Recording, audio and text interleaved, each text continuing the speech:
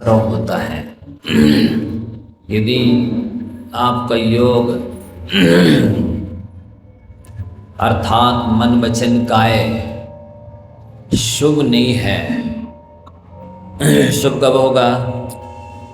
जब शुभ में लगेगा तब तो शुभ होगा। आपकी मन वचन काय शुभ में लग ही नहीं रहे, आपका मन शुभ की ओर जा ही नहीं रहा, तो शुभ योग होगा कहाँ से? आप जिस विषय में सोचेंगे, जिसके बारे में बोलेंगे, जिस संबंधी शरीर से क्रिया करेंगे, वही योग तो कहलाएगा। तो इन संसारी प्राणियों का योग मन वचन काय 24 घंटे में प्रायः समय अशुभ योग में रहता है। 24 घंटे उनका मन वचन काय अशुभ में लगा रहता है। बहुत कम समय होता है जब ये शुभ की ओर अपने मन वचन काय को लगाते हैं। यदि कोई संगति सत्संगति सानिध्य न मिले, आप देवशास्त्र का आलम्बन न लें, तो आपका अशुभ योग ही तो चल रहा है। 24 घंटे चल रहा है। अशुभ योग से तो पुण्य बंद होने वाला है नहीं। ये कह रहे हैं कि शुभ का योग किसे कहते हैं? जिन देव जिन गुरु तथा जिन शास्त्रों की पूजा रूप काय की चेष्टा को शुभ काय योग कहते हैं। तो आप शरीर से देवशास्त्र की सेवा है, पूजा है, भैयावृत्ति है, आहार दान इत्यादि ये 24 घंटे करते क्या? बहुत थोड़े समय के लिए, वो भी कितने लोग करते बताओ? प्रतिशत निकाला जाए तो 1% भी नहीं बैठेगा। और एक व्यक्ति तो 1% में भी उनका भी 24 घंटे का प्रतिशत निकाला जाए तो आप देख लो कितनी देर बैठेगा। और जब इतनी सी देर के लिए आप देवशास्त्र का आलम्बन ले रहे हैं,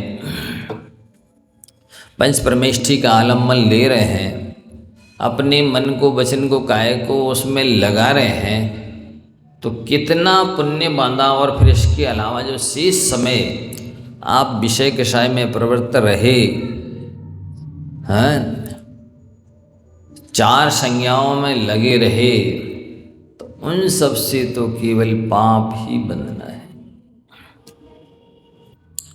इतना सारा पाप बांध रहे हैं आप और इतना सा पुण्य बांध रहे हैं, अब आप सुखी होंगे तो होंगे कैसे? और अहिंसा का आचरण करना, अस्ते चोरी नहीं करना, ब्रह्मचर्य आदि का पालन करना और अनंत प्रकार के शुभ रूप भी कार्य हैं। अच्छी तरह से मन वचन काय को बस में रखना कहाँ होता है? जो मन में आया सोचने लगते, जो वचन में आया बोलने लगते, जो काय में आया सो करने लगते। इन सब में अशुभ आश्रय होता है, पाप आश्रय होता है।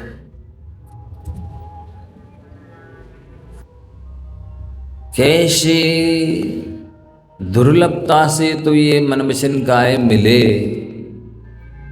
बड़े पुण्य से, लेकिन इनका उपयोग सदुपयोग कैसे किया जा रहा देखो। मन से आर्द्र रौद्र ध्यान चल रहा है, इष्ट का वियोग हो गया, कब मिलेगा, कैसे मिलेगा। अनिष्ट का संयोग हो गया, कब टलेगा, कब भगेगा, कब मरेगा, कब पीछे छूटेगा। रोग है तो ये कब निकले, प्रायः व्यक्ति सभी रोगों से पीड़ित है, कोई ना कोई रोग सबको है। सब वो बीच बीच में आकर के आपके मन को अशुभ करता है, चिंता में डालता है, और कांक्षा तो खाई ही जाती है। इच्छा बनी ही रहती है, कोई ना कोई इच्छा बनी ही रहती है। ये अशुभ है। और शुभ इच्छाएं कितनी सी हैं? मनुष्य को कम से कम ये 5 काम तो करना चाहिए। आप लोग याद कर लें तो वो सौधर्मेंद्र बने अपने जीवन में, माता पिता बने, भगवान के मंदिर बनवाया, अच्छी भगवान की प्रतिमा विराजमान करे, सिद्ध चक्र विधान करे, और अपने जीवन में पिच्छी लेवे, नहीं ले पाए तो किसी साधु की पिच्छी तो ले लेवे। ये काम तो अपने जीवन में करने चाहिए। और भावना तो रखनी चाहिए कि वह दिन कब आए, हम भी एक दिन साधु बनेंगे। भावना भावनाशनी होती है। किसी किसी के तो मन में भी नहीं आता कि हम कभी इस जन्म में कि जन्मांतर में साधु बनेंगे।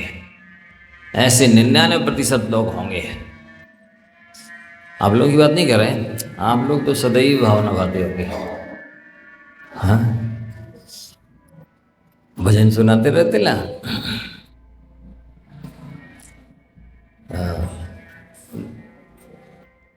कौन सा भजन है?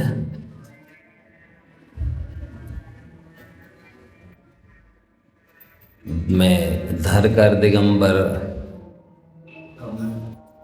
बेस, और घड़ी कब आएगी, हाथ में पीछे कमंडल, ध्यान आत्म राम का, छोड़कर घर बार दीक्षा की, घड़ी कब आएगी। ऐसे भजन सुनाते रहते हैं। कोई कोई क्या आता है सब भाव वाकई में, वह घड़ी कब आएगी कि हम जब दिगंबर साधु बन करके पैदल विहार करेंगे। वो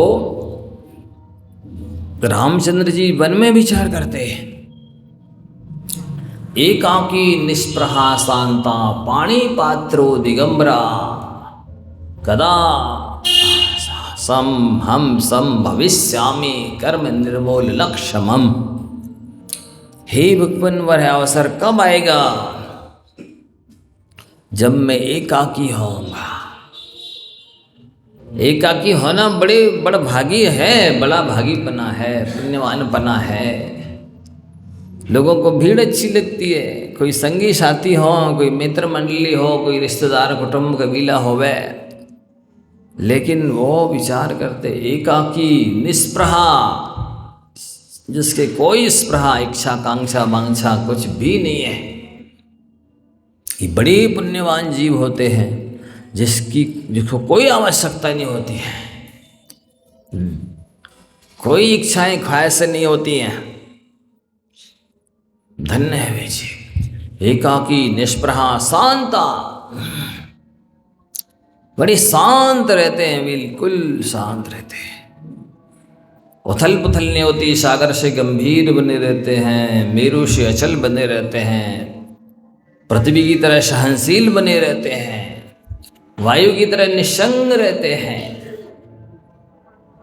आकाश की तरह निर्लेप रहते हैं। ऐसी आत्माएं होती हैं बड़भागी पुण्यात्माएं। एकाकी निष्प्रहा शांता, कुछ भी हो जाए वो अपनी शांति भंग नहीं होने देते। अपनी शांति भंग नहीं होने देना युद्ध की विजय से कम नहीं है। विपरीत परिस्थिति में, खोटे वचन सुन करके, अभाव में, बीमारी में भी शांति भंग नहीं होने देना, ये बहुत बड़ा महाभारत जीत लेना है। बहुत बड़ा काम है। लोग तो समझते हैं ये हमने ईंट का जवाब पत्थर से दे दिया, मतलब हमारी विजय हो गई है। क्रोध का आनंद, बदला लेने का आनंद क्षणिक है, और क्षमा कर देने का आनंद स्थायी है। क्या बोला?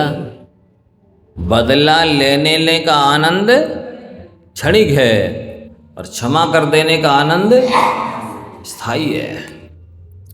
शांत बने रहते हैं। हमारा क्या चला गया? क्या हम लाए थे?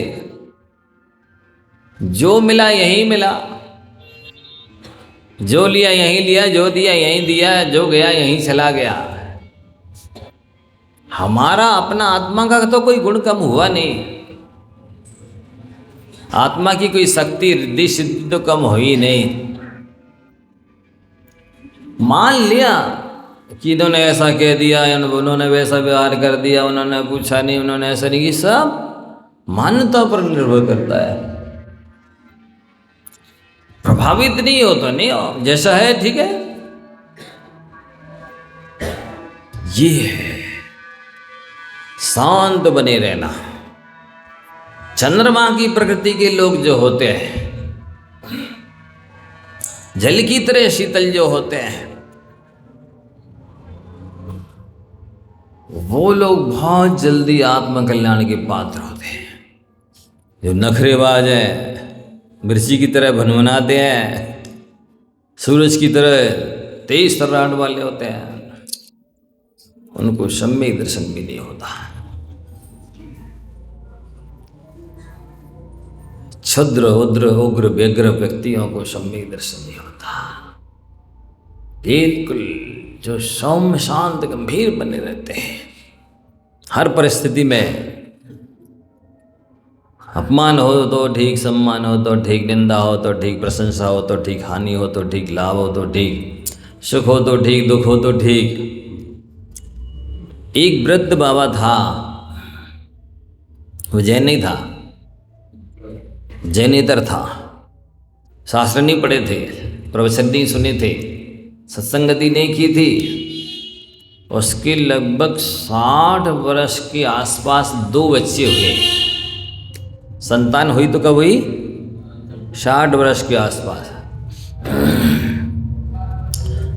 जब वो वृद्ध 80 वर्ष का हो गया, तब भी 18, 20, 22 साल के हुए लड़के। और किसी वजह से बड़ा लड़का मर गया, और कुछ दिन बाद दूसरा भी मर गया। लोगों के लगा, देखो यार, इसको वृद्ध आदमी को अभी सेवा की ज़रूरत है, सहयोगी साथी की जब ज़रूरत है, तब इसके दोनों लड़के मर गए। बड़ी मुश्किल से तो हुई थे। तो लोग सिंपैथी, सहानुभूति के लिए उसके घर आते, पूछते, बाबा जी धैर्य रखना, साहस रखना, कैसा लग रहा है? उस वृद्ध का जवाब सुनिए, कैसा लग रहा है? जिसने दिए थे उसने ले लिए। देखो जरा, शास्त्र नहीं पढ़े उसने, सत्संगति संस्कार नहीं है, लेकिन इतनी मंदगशा है, जिसने दिए थे उसने ले लिए। कैसा लगेगा? हम तो जैसे हैं वैसे ही हैं। देखो जरा, मतलब कर्म से मिले थे, कर्म ने छीन लिए। एक कर्म पुण्य था, एक था पाप। ऐसे भी होते हैं। और कुछ बहुत स्वाध्याय करेंगे, भक्ति पूजा करेंगे, व्रत करेंगे, उपवास, लेकिन वे इतने उग्र व्यग्र होते हैं कि उनकी नेचरचर्या को देखकर लोग निंदा करते हैं। देखो तो ये इतनी तो पूजा करते हैं और इतनी कसाय रखते हैं, ऐसा करते हैं, तो धर्म बदनाम, पूजा बदनाम हो रही है उनसे। एक व्यक्ति ने महाराज से स्वाध्याय का नियम ले लिया, दे दिया महाराज ने। स्वाध्याय का नियम तो ले लिया, अब रोज स्वाध्याय करें, वहीं के वहीं चौके, पीठ, चौका, शास्त्र छोड़ डाल के चले जाएंगे। सो बहू ने, किसी ने साफ सफाई की, सो कहीं रख दिए। अब भी स्वाध्याय करने आए और स्वाध्याय के समय शास्त्र नहीं दिखा, नहीं मिला। लाठी उठाई, बताओ किसने कहाँ रखे हुए शास्त्र। एक तरफ से गाली गलौज दांतना पीटना शुरू कर दिया। उनकी बहू महाराज के पास गई, महाराज तुमने जो कौन सा प्राण लेन नियम दे दो। अब बताइए, प्राण लेन है ये नियम है? सोचो, मतलब ये अच्छे अच्छे सत्कार है लोगों की नेचर की वजह से इस तरह से बदनाम होते हैं। निंदा की बात स्थिति में बन जाते हैं। ये ठीक नहीं है। यदि आप मंदिर भी आते हैं तो आपका कर्तव्य हो जाता है ऐसा चर्या चेष्टा रखें, ऐसा व्यवहार रखें कि लोग ये ना कहें अरे जाते तो बड़े मंदिर हैं, वो ऐसा करते हैं। तो ये मंदिर बदनाम हो रहा है आपके नेचर की वजह से। अप्रभावना हो रही है, निंदा हो रही है। ये आचार विचार को संभाल के सुधार के रखना बहुत सबका कर्तव्य है। पर वो लोग ये चीज ध्यान नहीं रखते, तो वो लोग कहने लगते ये 16 तो करते पर 17 सुनाते हैं। 16 करते हैं, इनको छूले हुए कोई तो 17 सुनाते हैं। और 16 बदनाम हो रहा है इनकी 17 की वजह से। ऐसा नहीं भाई, आप 16 पहने हुए तो आपका कर्तव्य है कि आप सावधानी रखें कि हम छिल ना जाए। दूसरे को क्या पता कि आप 16 में आएगी कैसे हैं। और छिल गए तो छिल गए। अच्छा ये बताइए, जिसे मान लो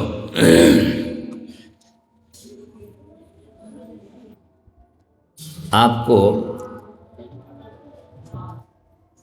ये पंखा गिर जाए मान लो कहीं किसी के सिर पर, हैं? तो आप क्या बताएंगे लोगों को? मेरे पाप के उदय से सिर पर पंखा गिर गया और मुझे लग गया। ठीक है, अब आप जा रहे थे कहीं रास्ते में और किसी बच्चे ने बेरी का वृक्ष था, एक पत्थर बेर तोड़ने के लिए फेंका और वो आपके सिर में लग गया। अब क्या कहेंगे? उस लड़के ने मेरा सिर फोड़ दिया। देखना जरा,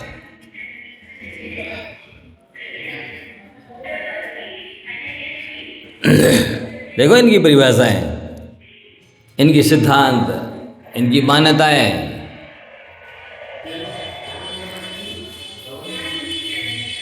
सिर तो पहले भी फूटा था, अभी भी फूटा है। पहले कह रहा था कि मेरे पाप की वजह से सिर फूट गया, अब कह रहा उसने सिर फोड़ दिया। बोलो, उसने फोड़ा है सिर। उस समय भी जब पंखा गिरने से सिर फूटा था तब भी पाप को उदय था, और पत्थर के लगने से सिर फूटा है तब भी। लेकिन इसकी परिभाषाएं संसारी प्राणी की बदल जाती है। मान लो आपने बड़ी मेहनत से अच्छे कपड़े धोए, छत पर सूखने के लिए डाल दिए, आपको ध्यान नहीं रहा, पानी आ गया, वो सब कपड़े उड़ करके नीचे गिर गए और गीले हो गए, गंदे हो गए, मैल में कीचड़ में सन गए। अब आप क्या कहेंगे? हम भूल गए कपड़े उठाना, तो हमारे कपड़े गंदे हो गए। अब किसी व्यक्ति ने मान लो साइकिल चला रहा था या किसी वजह से आपके कपड़े गंदे हो गए, कीचड़ उछट गया, अब क्या कहेंगे? इसने मेरे कपड़े गंदे कर दिया। वस्तुतः उस समय भी आपकी ही कर्म का उदय था, भूलती प्रमाद था, और इस समय भी आपकी कर्म का उदय भूले प्रमाद है। लेकिन इनकी परिभाषाएं बदल जाती है। ये पुण्य पाप पर सच्चा और पक्का विश्वास हो जाए व्यक्ति को, तो सम्यक दर्शन भी हो जाए और ये बहुत सारा संकलेश मिट जाए। हर व्यक्ति अपनी परेशानी में, अपने कष्टों में दूसरे के ऊपर थोपता है। ये हमको परेशान कर रहे, ये हमको सहयोग नहीं दे रहे, ये हमको ऐसा कर रहे। बताओ, अच्छा कौन परेशान कर रहा है? कौन कर रहा परेशान? स्वयं का कर्म कर रहा है कि सामने वाला कर रहा? वो व्यक्ति मान लो चलो उसका स्वर्गवास हो जाए, आयु पूरी हो जाए, और आपके पाप कर्म का उदय समाप्त नहीं हुआ है। बोलो, वो व्यक्ति तो मर गया, अब वो निमित्त नहीं बनेगा और आपके पाप कर्म का उदय तो दूसरा निमित्त तो बनेगा। क्योंकि किसी भी कर्म का बंध उदय उदीर्णा बिना निमित्त के नहीं होती है। बंध भी द्रव्य क्षेत्र काल भाव का निमित्त चाहिए कोई ना कोई, उदय के लिए भी द्रव्य क्षेत्र काल भाव का निमित्त चाहिए कोई ना कोई, उदीर्णा के लिए भी किसी ना किसी द्रव्य क्षेत्र काल भाव का उदय चाहिए, निमित्त चाहिए। तो वो कभी चेतन निमित्त बनता है, कभी अचेतन निमित्त बनता है। अचेतन निमित्त बनता है तो ये कहते संसारी प्राणी मेरे कर्म का उदय ऐसा है। और कोई चेतन निमित्त बन जाए तो फिर देख लो, ये इसने मुझे ऐसा किया है, इसने मुझे परेशान कर रखा है, इसने मुझे सहयोग नहीं दिया, ये मेरे साथ ऐसा व्यवहार कर रहा है। देखिए ये न्याय है कि अन्याय है? बोलिए। जबकि दोनों ही अवस्थाओं में कर्म का उदय आपके ही है। नहीं मानोगे आप लोग? हैं? चलो ट्रांसफ़र करा लो जरा, देख लेते हैं फिर आपको जो यहाँ समस्या है, ये समस्या भले ना रहे, उसका रूप स्वरूप बदल जावे, पर आप परेशान तो रहेंगे यदि पाप कर्म का उदय है तो। समझ में आ रहा? कठिन लग रहा है? पीछे ये लोग क्या सुन रहे कि सो रहे? 2-3 काम हो रहा होगा, पाठ भी हो रहा होगा, माला भी फिर रही होगी, प्रवचन भी सुन रहे होंगे, नहीं हो सकता को ध्यान भी हो रहा हो साथ में। कोई भरोसा नहीं कितने काम कर ले एक साथ। हाँ, ऐसे कुछ तो नहीं हो रहा? रहन की पुतरियाँ ऐसी क्यों बैठी रहती है? कुछ हाँ हो तो किया करो। ये समझ में आ रहा है कि आप ठीक कह रहे हैं, कि नहीं अभी समझ में नहीं आया, कुछ तो करो, और क्रिया प्रतिक्रिया। हैं? कितनी शांत परिणामी हो गई बिल्कुल प्रवचन सुन करके। हैं? हो सकता है कोई सम्य दर्शन और ज्ञान चारित्र की उत्पत्ति स्थिति होने लग गई हो, ये इसलिए ऐसी स्थिति बन जाती है। हैं? कुछ तो हो रहा है ना? हाँ, वो तो कुछ तो हो रहा है।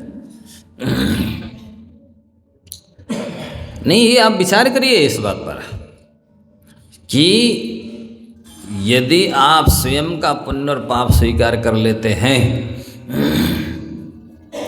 तो फिर देखो आपके अंदर से कितना संक्लेश दूर हो जाता है, कितना दूसरों के प्रति बैर, विरोध, बदले की भावना, घृणा, ईर्ष्या, नफरत, द्वेष सब निकल जाएंगे कि मेरे कर्म का उदय है।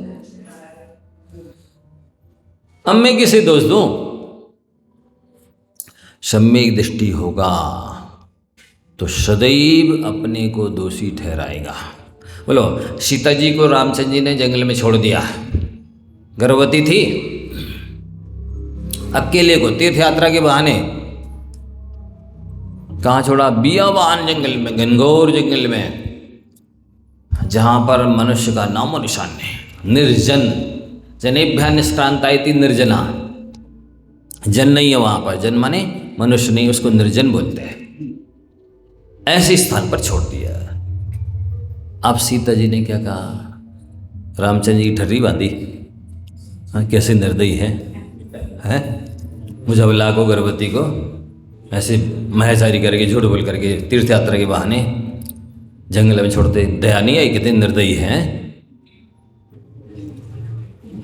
कैसे दूसरों के कहने में आ जाते हैं, कान के कच्चे हैं, दूसरों ने कहा और इन्होंने मान लिया। ऐसी 17 बातें सुनाई थी। क्या बोला?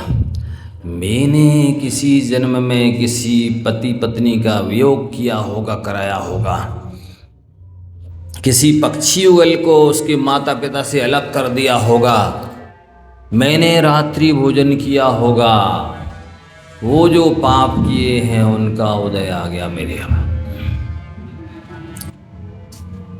ऐसे अपने आप को दोषी ठहराया और इतना अवश्य कहा कि रामचंद्र जी से इतना कह देना कि जैसे लोगों को कहने से आपने मुझे जंगल में छोड़ दिया, ऐसा लोगों के कहने से धर्म नहीं छोड़ देना।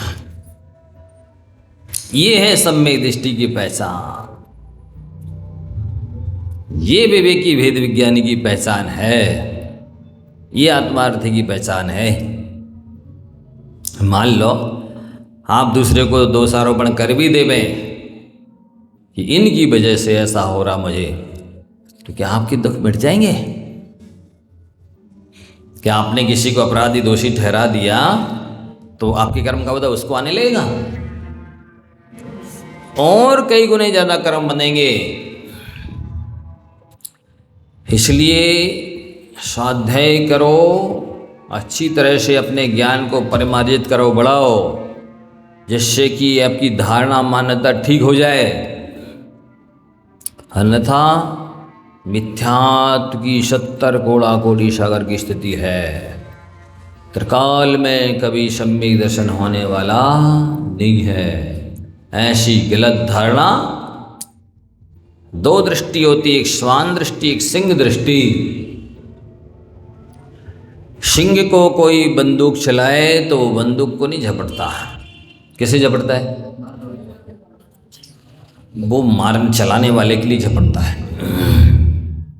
और कुत्ते को कोई लाठी मारे तो लाठी को चबाता है। मतलब कुत्ते को अपने वास्तविक शत्रु की पहचान नहीं है। श्वान दृष्टि और सिंह को अपने वास्तविक शत्रु की पहचान है कि मेरा वास्तविक शत्रु ये बंदूक है कि चलाने वाला है। ये सिंह दृष्टि है। सम्यक दृष्टि की सिंह दृष्टि होती है, मिथ्या दृष्टि की श्वान दृष्टि होती है। प्रायः सारी दुनिया यही दुख होना रोती है, हमें भी परेशान किए, हमारी भी बात नहीं सुनते हैं, हमको वो सम्मान नहीं देते, हमें भी नहीं चाहते हैं, हमारा भी सहयोग नहीं कर रहे हैं, हमको खाना दुबर हो रहा है, हमको सोना दुबर हो रहा है, हमको निकलने नहीं देते, हमको बैठने नहीं देते, हमको सोने नहीं देते, हमारे मतलब इस टाइप से अनेक प्रकार की दुख होना रोते हैं। बताइए, वो ऐसा नहीं आपको कर रहे हैं कि आपका कर्म उनसे करा रहा है।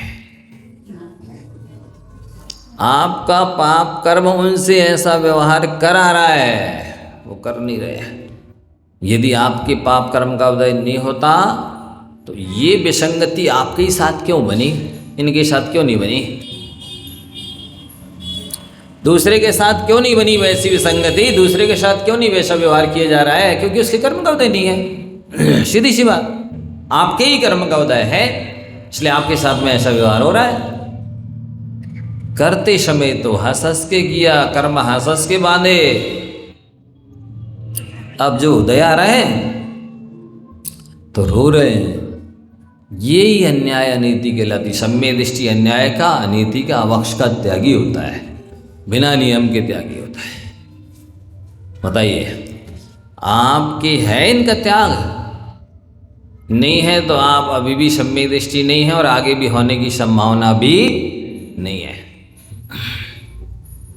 नहीं महाराज जी चलता नहीं है, वो चाय में तो अदरक तो लेना ही पड़ता है। मतलब जो अदरक नहीं ले रहे वे तो सब बीमारी रहते होंगे 24 घंटे 12 महीने, और जो ले रहे वे तो सब स्वस्थ ही रहते होंगे। हैं? आपकी आस्था नहीं है ऐसी कि नहीं हम भक्ष ही खाएंगे। देखो सुन लो सब लोग, व्यक्ति को दवाई स्वस्थ करती है, बोलो करती है, हैं? बोलो, यदि अकेली दवाई स्वस्थ करती होती तो जितने दवाई खा रहे वे सब ठीक हो जाते, स्वस्थ हो जाते। इतने इतने बॉक्स भरे रखे और दिन में कोई 4 बार 6 बार 10 बार 12 बार दवाइयाँ खा रहे हैं, फिर भी बीमार की बीमार है। बोलो है कि नहीं है? तो क्यों है जब दवाई खा रहे? तो दवाई तो खा रहे हैं लेकिन उनकी शाता वेदनी का उदय नहीं है। शाता वेदनी का उदय आ जाए तो इतनी सी गोली, इतनी सी दवाई काम कर जाती है। ये ठीक है कि अंतरंग निमित्त और बहिरंग निमित्त दो चीज़ें चाहिए, अथवा अंतरंग बहिरंग निमित्त और अंतरंग उपादान दो चीज़ चाहिए तब कार्य की सिद्धि होगी। मान लेता हूँ, ऐसा नहीं करेंगे आप दवाई खाओ ही नहीं, लेकिन आपकी आस्था होगी पुण्य पाप पर, तो आप आयुर्वेदिक शुद्ध दवाई खाओगे और कहोगे कि नहीं मेरे पुण्य का उदय आएगा, साता वेदनी का, तो इससे ही ठीक हो जाएंगे। और नहीं आएगा तो हम अवक्ष दवाइयाँ एलोपैथी और अंग्रेजी भी खा लेंगे तो भी ठीक नहीं होंगे। अच्छा बताइए, कोरोना के टाइम पे 1-1 लाख के भी इंजेक्शन लगवाए लोगों ने, 1-1 लाख रुपए के इंजेक्शन लगवाए, फिर क्यों मर गए?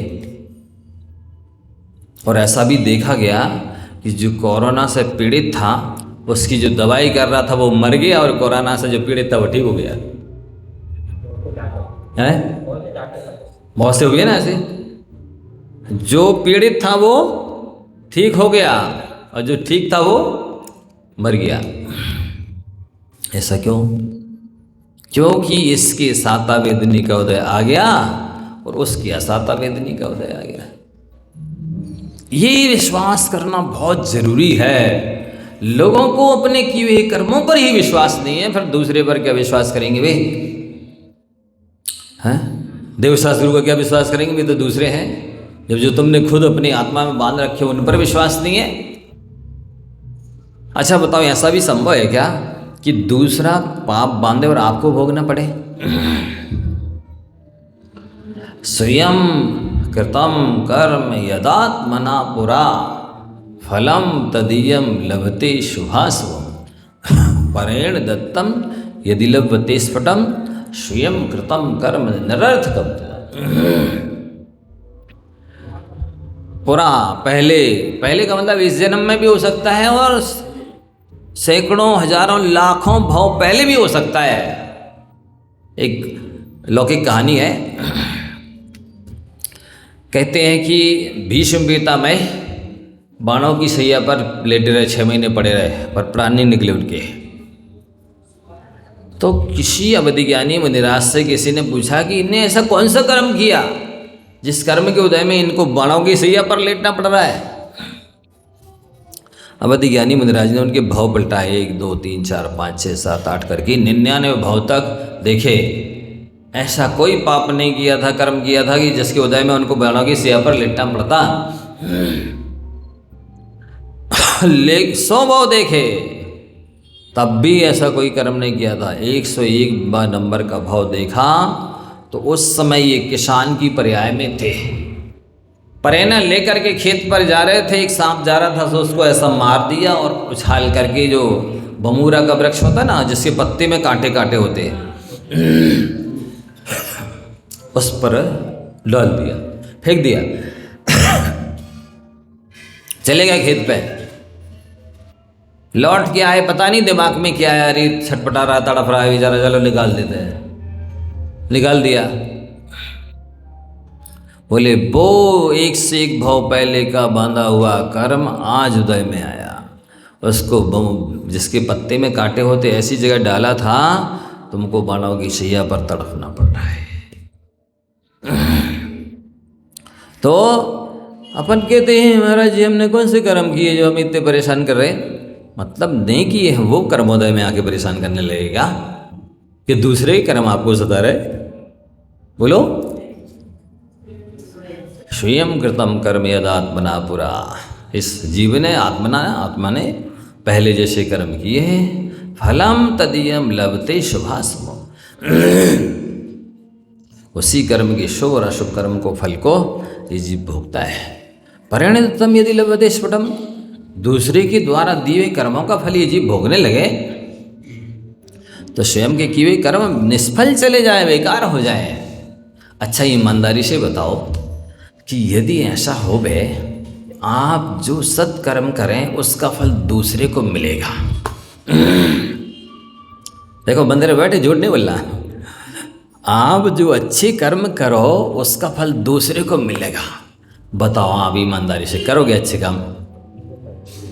नहीं, और ज़्यादा बुरे कर्म करने लग जाओगे कि हाँ इसको भोगना है। मैं करता हूँ, भोगेगा एक, भोगने दो इसको। आप डबल दूनी चौगने अशुभ कर्म करने लग जाएंगे। बोलो सही है ना? ये आदमी की आदत है। वो मेरी भावना पड़ेगा सुखी रहे सब जीव जगत के। तो मंदिर के बाहर जा करके वो ऐसे ही कर्म करेगा जिससे दूसरों को दुख हो। यहाँ के लोगों की बात नहीं कर रहे, ऐसी आदत है। तो ये तो निश्चित है ना कि आपके द्वारा किए हुए कर्मों का फल आपको ही मिलेगा। बोलो, तभी तो मंदिर आए, तभी तो दान दे रहे, पूजा कर रहे, कुछ कर रहे, व्रत उपवास नियम कुछ तो कर रहे हो। ऐसे ही मान के कर रहे हैं ना कि इसका फल हमें ही मिलेगा। पक्का विश्वास नहीं है, कर तो रहे हैं, अब पता नहीं क्या मिलेगा, कितना मिलेगा, मिलेगा कि नहीं मिलेगा, ऐसी अंदर में संशय बना रहता है। इसी का नाम मिथ्यात्व है। सच्चा विश्वास रखो। ऐसे तो जैनेतर लोग भी करते हैं, दान करते, वो नहीं करते, दान देते हैं, पूजा करते हैं, और नर्मदा परिक्रमा, तीर्थ यात्रा वगैरह क्या क्या नहीं करते, और सिर मुड़ाते हैं, अनेक तरह से तपस्या करते हैं। कई ऐसे ऐसे साधु हैं जो मतलब पेड़ से उल्टे लटके रहेंगे, कई ऐसे हैं जमीन में गड्ढा खोद के इतना गड़ा लेंगे अपने आप को, हैं गाड़ लेते जमीन में। कई ऐसे हैं कि मई जून की गर्मी में चारों तरफ अग्नि जला लेंगे और सूरज के नीचे बैठ जाएंगे, इतनी भीषण गर्मी सहन करते। हम लोग गए थे एक बार बद्रीनाथ, देखा वहाँ पर जो छोटी छोटी गुफाएं सी हैं पत्थर शिलाओं के नीचे, वहाँ पर भी बोड़ा ओढ़ के बैठे कई साधु, बड़े बड़े बाल रखें, शरीर में भभूत राख सी लगाए लपेटे, और वहाँ भी ठंडी सहन कर रहे हैं। बर्फ जमी है पूरी पहाड़ पर, और बिप शिला के नीचे बोरा सा ओढ़ के बैठे, ऐसी तपस्या कर रहे हैं। कई कंदमूल ही खाते, अन्न खाते ही नहीं, कई बैठे ही बैठे सोते, लेटते ही नहीं, ऐसा ऐसा कायक्लेश तप करते हैं। पर एक को तप कहलाता है, बाल तप कहलाता है। मतलब ऐसा तो उनको भी कुछ ना कुछ तो श्रद्धा हो गई, ये जो हम कायक्लेश कर रहे हैं इससे हमें कुछ मिलेगा, है ना? विश्वास तो है ही। बोलो कि बिना विश्वास ही कर रहे हैं? नहीं महाराज जी, हमें तो श्रद्धा है। आओ, आपसे भी ज़्यादा उनको है। आप इतना कायक्लेश नहीं कर रहे, हिमालय में बैठे वो हैं, गर्मी में बैठे वो, और वृक्षों से लटके, लेटते नहीं, खड़े रहते, बैठे रहते, अनेक तरह की कायक्लेश करते, उनको नहीं है श्रद्धा। पर इतने श्रद्धान से काम चलने वाला नहीं है। वे नागा साधु आजीवक, वे लोग भी ब्रह्मचर्य आदि पालते हैं, बहुत कठिन कठिन कायक्लेश करते हैं, तो कुछ तो श्रद्धान होगा कि ये हम कर रहे हैं जो, इससे हमें कुछ अगले जन्म में जन्म पुनर्जन्म भी मानते होंगे और पुण्य पाप भी मानते होंगे, तब तो कर रहे इतना। लेकिन इस सब से भी कल्याण तो छोड़ो, सम्यक दर्शन तक नहीं होता। और आप सब अपने अंदर देखो कैसा श्रद्धान और कितना श्रद्धान है। जब वो आपसे सैकड़ों गुना ज़्यादा कायक्लेश कर रहे, तब कर रहे, व्रत उपवास कर रहे, ब्रह्मचर्य से रह रहे, पता नहीं क्या क्या करते हैं। देखो, यदि वे अपनी जानत में शुद्ध तपस्या ना करें तो 12वें स्वर्ग तक जाना संभव नहीं है। 12वें स्वर्ग में कोई मंद कसाई पद्म रेशा वाला जीव जाएगा, कौन जाएगा? सोचो आप, एक आध दिन लिशाओं का प्रसंग बताएंगे आपको। क्या है लिशाओं का प्रसंग? कि वे इतनी मंद कसाई हो जाते हैं कि पद्म रेशा के परिणाम बना लेते, तब तो 12वें स्वर्ग तक जाते हैं। केवल ऊपर से दिखाएंगे आपको तपस्या अपनी कायक्लेश, तो ये मायाचारी से नहीं मिलने वाला 12वें स्वर्ग। मंद कषाय होती होगी और पद्मलेशा बनती होगी और उनके अंदर भी कुछ आस्था रहती होगी, तब इतना कायक्लेश करते हैं। तब भी 12वें स्वर्ग में उत्पन्न होते हैं। और वहाँ तक इतना काय क्लेश किया, इतना श्रद्धान किया, इसके बाद भी सम्यक दर्शन नहीं है। आप तो उनकी 100वें हिस्से भी नहीं कर रहे, तब त्याग है। आपका श्रद्धान कैसा होगा फिर? मन लगाओ, स्वयं अपने अपने हृदय में हाथ रख के पूछो, क्या वाकई में मुझे इस देवशास्त्र गुरु के प्रति सच्चा और पक्का विश्वास है? 7 तत्व का, पुण्य पाप का विश्वास है? हो जाएगा तो दूसरों पर दोषारोपण करना छोड़ दोगे, स्वयं की दृष्टि में ईमानदार बन जाओगे। ये स्वभाव पुण्य सा स्वभाव पापस्य सूत्र आपको चरितार्थ हो जाएगा। एक बार देखो, एक किसान था, बहुत ईमानदार व्यक्ति, अच्छी छवि थी उसकी। किसी भी दुकानदार के पास, साहूकार के पास चला जाए, कितने भी रुपये मांगे लोग दे देते थे। ये ईमानदार आदमी है, ये नहीं खाएगा, ये जरूर दे देगा, लोग दे देते थे। और वो जैसा जितने दिन का बोलता था और दे देता था। अचानक एक बार उसका कोई रोग से देहावसान हो गया। अब वो ईमानदार था पर गरीब था, तो उसका लड़का जो था, अब कोई ऐसी व्यवस्था नहीं थी कि पिताजी का जो अंतिम क्रियाकांड करना है, 13वीं वगैरह, उसकी व्यवस्था ही नहीं थी।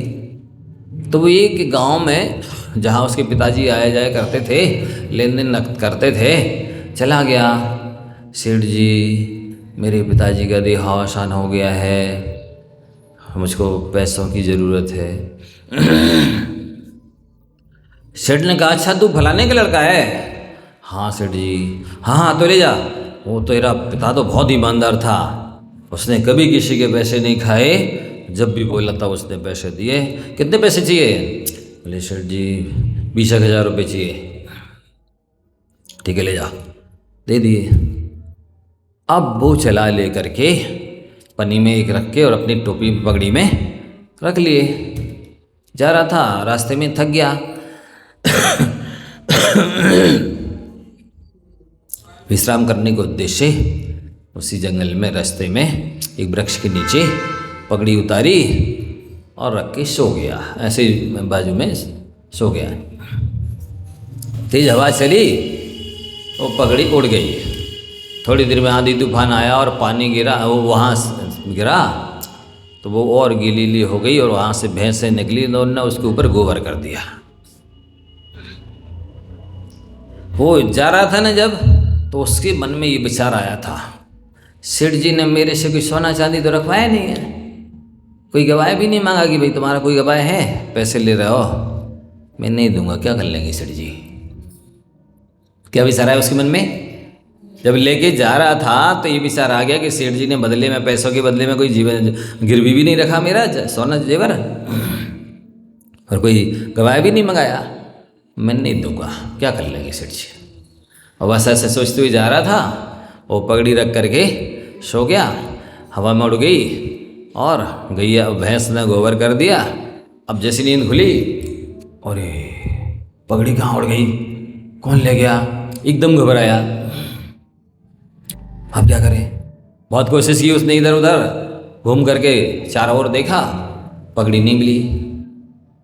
अब कोई उपाय नहीं था, दोबारा गया सेठ के पास रोता हुआ, सेठ जी ऐसा हो गया, मैं क्या करूं?